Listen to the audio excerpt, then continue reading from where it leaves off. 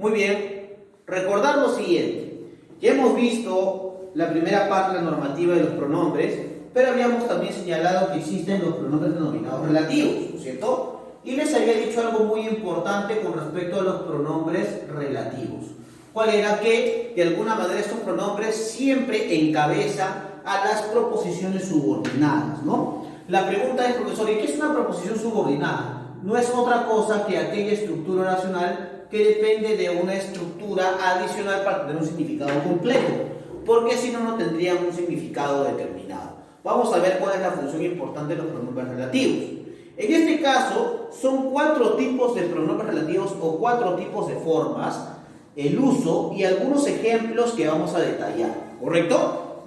En este caso, chicos, es importante recordarles que el pronombre relativo que es un pronombre relativo invariable. ¿Y por qué es invariable? Porque no cambia en género y tampoco cambia en número, ¿ya? Y se utiliza con antecedente de persona, animal o cosa. Por ejemplo, acá dice, la chica que te acompañó a la fiesta es mi mejor amiga. Entonces acá ya sé que es antecedente, ¿por qué? Porque va a anteceder al pronombre que te acompañó. Este te, ¿a quién está reemplazando? Ese te reemplaza a la chica, ¿no es cierto? Por eso es antecedente, antecede a te, o sea, este pronombre, y por eso que es un pronombre relativo invariable, ¿correcto? Se utiliza como antecedente en persona, animal o cosa, ¿no? Puede reemplazar a la persona, animal o a cosa. Por eso es que no cambia en género y tampoco cambia en número, ¿correcto? Ahora, ¿quién y quiénes? Solamente varía en qué cosa, en número. Se utiliza como antecedente de persona con el que concuerda el número. Mira acá, la chica quien te apoyó es muy agradable. Acá quién, ¿no es cierto? Es importante recordar porque acá esa chica, ¿no es cierto? La chica, quien te apoyó es muy agradable, agradable. Primero, ¿quién es el pronombre relativo? Pero, ¿con quién se condice? Con chica y con te, porque están en singular, ¿no es cierto? Hay una concordancia evidente y por eso es que solamente quién o quiénes van a variar, ¿no es cierto?, en número. Si yo hubiera puesto las chicas quienes te apoyaron, por ejemplo, ahí sí, ¿no? Plural, por ejemplo, y allí sí tendría esa característica o esa cualidad, ¿no es cierto? Ahora, ¿cuál y cuáles? Acá necesitan de un artículo determinante o de definidos para, de alguna manera, destacar el género y también el número. El y los, masculino singular, ¿no es cierto? Masculino plural. La y las, femenino singular y femenino plural, ¿correcto? Ahora, necesitan de artículos determinantes o definidos que concuerdan en género y en número, ¿no? Por ejemplo, dice, mis amigas, las cuales, dice, mis amigas las cuales salen a diario, me visitan, ¿correcto? Profe, ¿cómo es eso?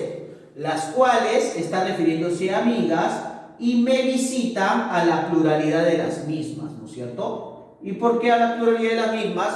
Porque no dice me visitan, sino me visitan, ¿no? A un grupo. Por eso es que hay una concordancia, tanto en género como en número, ¿correcto? Cuyo, cuya, cuyos y cuyas destacan en su variabilidad, ¿no es cierto?, de género y también de número, ¿correcto? Cuyo y cuyo es masculino, cuyo y cuya es femenino, ¿no? Es un relativo de valor posesivo y funciona con antecedente y con consecuente. Concuerdan también en género y en número. Por ejemplo, dice, visitamos una exposición, mira, exposición, ¿ya?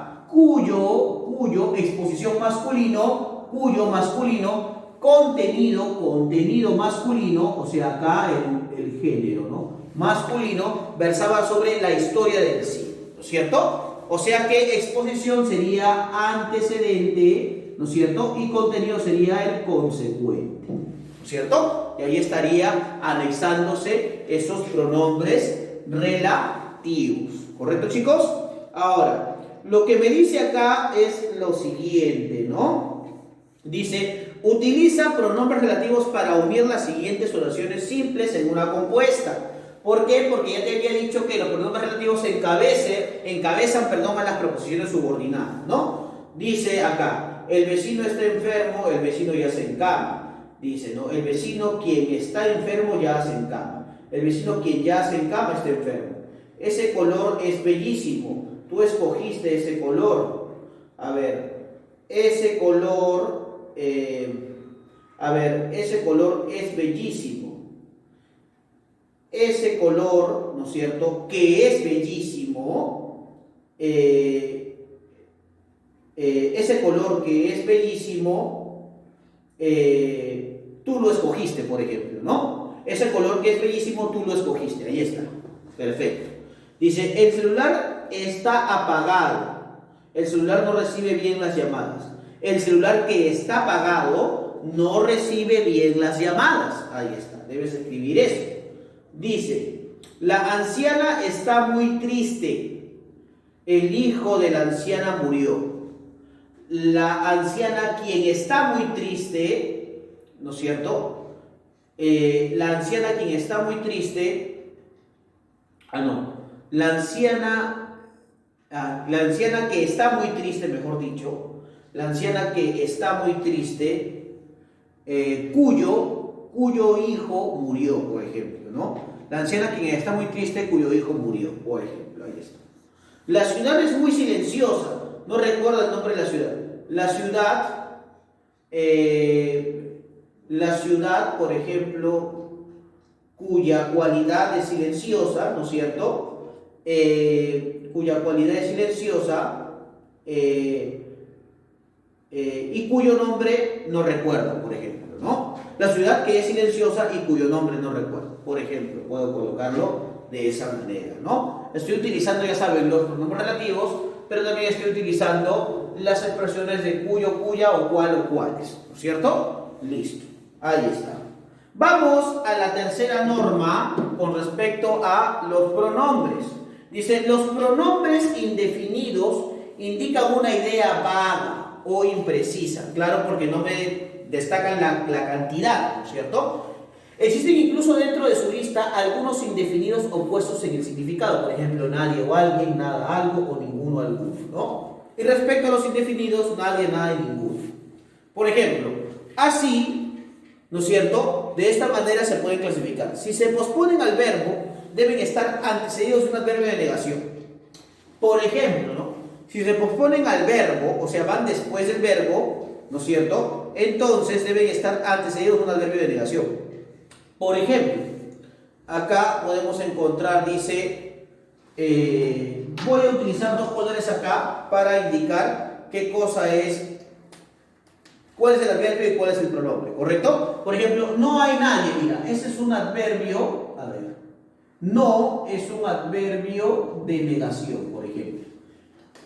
Y en este caso, nadie vendría a ser pues el pronombre, ¿no? El pronombre. Ya está.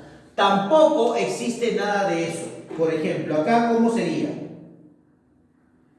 Acá, por ejemplo, no existe nada de eso. Tampoco, entonces sería tampoco adverbio de negación. Existe nada. Ahí sería nada, sería pronombre, ¿no? Pronombre. Muy bien. Y dice, si se anteponen al verbo, o sea, si van antes del verbo, ahora sí ya no se confunde, si no se anteponen al verbo, no requiere adverbio de negación. Por ejemplo, en este caso, ¿no? En este caso sería nadie hay como ella, nadie, y nada existe de eso, por ejemplo. Ahí está. No necesitan de un adverbio de negación. ¿Correcto? Y acá, finalmente, la número 4 me dice, cuando hablamos del régimen verbal volver en, debe existir concordancia entre la persona gramatical, o sea, si primera, segunda, tercera persona del sujeto, y la del término. Por ejemplo, sería acá, por ejemplo, yo vuelvo en mí, por ejemplo, yo vuelvo en mí. Y en este caso, por ejemplo, yo y mí estaríamos hablando de la primera persona gramatical, ¿no es cierto? Tú vuelves en ti, segunda persona gramatical. Acá primera persona gramatical, acá segunda persona gramatical. Y él vuelve en sí, hablamos de la tercera persona gramatical, ¿correcto? Y finalmente, la número 5 o la norma número 5 me dice a mí lo siguiente, ¿no? Es incorrecto utilizar pronombres posesivos en lugar de pronombres personales. Eso se evidencia igualmente en los adverbios del lugar. Por ejemplo, es incorrecto decir estuvo cerca mío. Es correcto decir estuvo cerca de mí. Es incorrecto decir se paró delante tuyo. Es correcto decir se paró delante de ti. Es incorrecto decir anda detrás suyo. Es correcto decir anda detrás de él o también de ella. ¿Correcto? Eso es lo correcto que se debe hacer. Dice, corrige las siguientes oraciones. Se paró delante nuestro. Se paró delante de nosotros. ¿Correcto? Me estacioné detrás tuyo. Me estacioné detrás de ti. Ninguno de nosotros irán. Ningunos de nosotros irán, dice. Ninguno de nosotros irá. Cuando me desmayé, demoré volver en sí. Cuando me desmayé, demoré en volver en sí. Demoré en volver en sí. Cuando desmayé, no cuando me desmayé. ¿Correcto? Tú demoraste mucho en volver en sí. Tú demoraste en volver en sí, mejor dicho. ¿Correcto? Y ahí está, listo. Eso es lo que de alguna manera ustedes tenían que hacer en esa práctica. El resto ya se los dejo a ustedes para que puedan trabajar. Muy bien, chicos. Entonces ya saben que deben desarrollar las actividades de extensión. Ya saben que esta clase deben copiarla en el cuaderno. Y conmigo será pues hasta otra oportunidad en el curso de lenguaje. Nos vemos, estudien, practiquen y nos vemos en otra oportunidad. Chao chicos, cuídense.